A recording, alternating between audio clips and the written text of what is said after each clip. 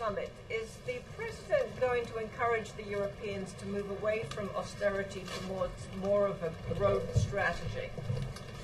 Well, I can tell you that the President's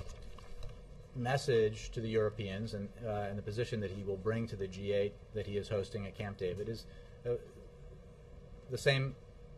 message that and position that he brought to Cannes for the G20, which is that we have been saying for some time now that growth has to be a factor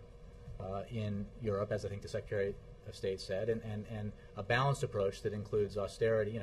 dealing with fiscal challenges as well as the need to grow the economy is the approach that we recommend, that we have adopted here, and it has in the United States produced, and I think this in the United States has produced, as I've been saying in answer to other questions, more than 2 years straight of economic growth and more than 2 years straight of private sector job creation. So, but that message is the same as it was in Cannes, and the President is in regular consultation with his European counterparts. Secretary Geithner, as well, as you know, has been working very closely with the Europeans. We continue to believe that we know that the Europeans have it within their capacity to deal with this challenge, and that they have taken some important steps. They need to take further steps to.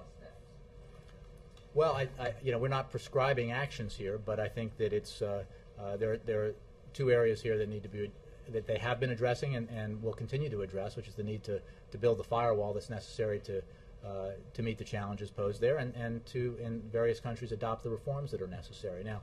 the balanced approach that we've talked about, that Secretary Clinton talked about today, and Secretary Geithner and others have talked about in the past, the President, is one that we believe has worked here for us,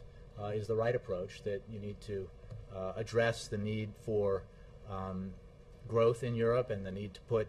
people to work, including and especially young people in Europe, and that I'm sure will be, broadly speaking, the message the President will have when he meets with leaders at Camp David on Friday.